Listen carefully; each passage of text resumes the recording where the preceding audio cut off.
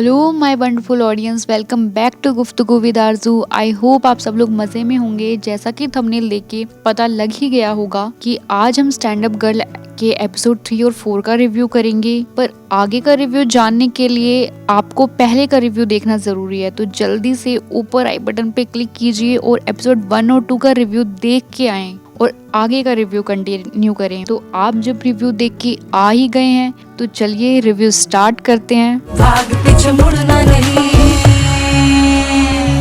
तो जैसा कि मैंने आपको प्रीवियस एपिसोड के रिव्यू में बताया ही था कि ज़ारा अब अपने नाना के घर आ गई है और अब शायद उसकी लाइफ में कॉमेडी का तड़का लगे, तो जो कि लग चुका है क्योंकि आज के एपिसोड में भर भर के कॉमेडी सीन थे। मैंने तो खूब एंजॉय किया, मेरा तो हंस हंस के आंसू ही आ गए। क्योंकि ज़ारा के बड़े मामा वसीम एक थिएटर आर्टिस्ट हैं, तो वो अलग अलग गेटअप लेके हमेशा घर में आते हैं। वो आ गए रात में डाकू कालिया का गेटअप लेके, जिसको देख के ज़ारा डर गई क्योंकि उसने तो ऐसा पहली बार देखा था। फिर क्या एक एक करके सभी घर वाले आ गए कि क्या हुआ और सबने जमावड़ा लगा दिया। सोहेल अहमद की एक्टिंग के तो क्या ही कहने, क्या क्या कहते, ओ तुम बंदे के पुत्र बन के घर क्यों नहीं आते, बच्ची का त्रा ही निकाल दिया।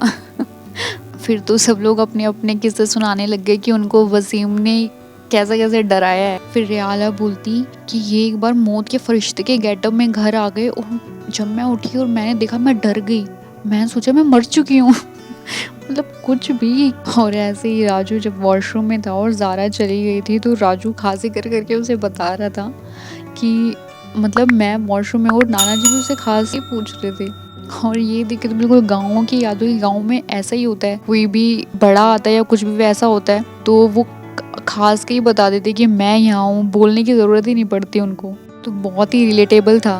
और एक मिर्ज़ा जी हैं जो सबसे मिसराई उठवाते रहते हैं, कोई उन्हें भाव नहीं देता। और मुझे तो लगता है मिर्ज़ा का कुछ सीन चल रहा है हिना के साथ। और फिर ज़ारा सोचती है अरे यार मैं ये किस चिड़िया घर में आ गई, मेरी मम्मी ने तो इन सब के बारे में कुछ और ही बताया था और ये सब तो कुछ और ही निकले। पर अब ज़ारा बहुत बोर हो गई, उसकी लाइफ में वही सब कंटिन्यूस चले जा रहा है। उसके नाना सुबह सुबह किसी ना किसी के साथ गप्पे लड़ाते मिल जाते हैं, सबको बोलते हैं मैं अकेला बैठ बैठ के ताश खेलता रहता हूँ, ये जो आप आ जाते हैं तो दिल लग जाता है। सभी को सेम डायलॉग चिपका देते हैं। फिर आफरीन और सलीम ऐसे ही डेली रोमांस करते हुए दिख जाते हैं। उसकी माँ से हिना उसे थोड़े ताने मार देती है। कुछ उसके बड़े मामा डेली नए नए गेटअप में आके अपने अंदर का आर्टिस्ट दिखाने लग जाते हैं। ये सब पूरे दिन भर होता है तो वो अपने फ्रेंड से जो भी बात है वो बता के अपना मन हल्का कर लेती है। फिर रात में उसकी माँ से उसे खराटे ले लेके सोने नहीं देती। ये ही सब कंटिन्यूसली उसकी लाइफ में चले जा रहा है। वो बिल्कुल बोर हो चुकी है।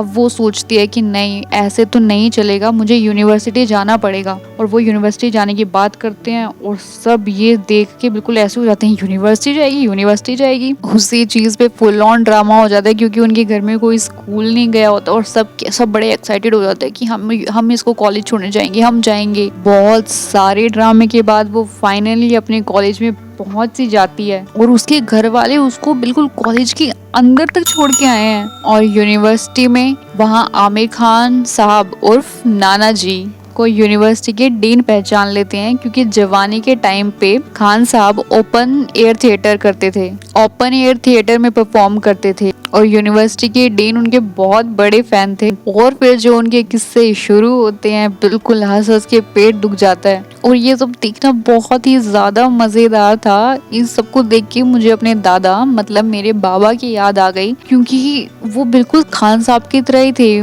मजाकिया, कहीं ना कहीं अपनी जान पहचान निकाल ही लेते थे। और फिर सबके साथ इतना मजाक करते थे, ऐसे ऐसे पंच मारते थे, सब हंसने पे मजबूर हो जाते थे। और जो फिर उनसे एक बार मिल ले वो तो उन्हें कभी भी ना भूल पाए। और मुझे तो ये सब देख के बहुत ही रिलेटेबल लग रहा था। मैंने तो ये एपिसोड बहुत एंजॉय किए। कॉलेज से फिर ज़ारा को अपनी फ्रेंड से कैफे में मिलने जाना था पर वहाँ पे भी सब उसके साथ चले गए। पर वो बच बचा के अकेली अंदर चली जाती है और अपनी फ्रेंड से मिल लेती है। और वहाँ पे उसे कबीर मिलता है क्योंकि वो कबीर के फ्रेंड का ही कैफे है, जो कि ज़ारा में कुछ इंटरेस्टेड सा लग रहा है। पर अभी ज़ारा की तरफ से ऐसा कुछ है नहीं और वो उसे भाव नहीं देती और उसे डांट डूट के वहाँ से चली जाती है। अब ये देखना इंटरेस्टिंग होगा कि आगे के एपिसोड में कबीर और ज़ारा की फ्रेंडशिप होती है या नहीं, और क्या ज़ारा अपने न्यू घर से हॉस्टल में शिफ्ट हो जाएगी, जो कि उसके फ्रेंड ने उसे सजेस्ट किया है। पर मैं तो ड्रामा बहुत एंजॉय कर रही हूँ। अच्छा ड्रामा बनाया हुआ है। ड्रामा देख के कुछ देर के लाइफ में लोगों के जो भी प्रॉब्लम है, टेंशन है, वो भूल जाएंगे, क्योंकि फुल ऑन ड्रामा किया हुआ है। और अगर अभी तक आपने ड्रामा देखना स्टार्ट नहीं किया तो प्लीज़ ड्रामा ज़रूर देखें और मेरी वीडियोस को भी बहुत ज़्यादा प्यार दें। और do like, share and subscribe to my YouTube channel Guftagu with Arzoo. Thank you.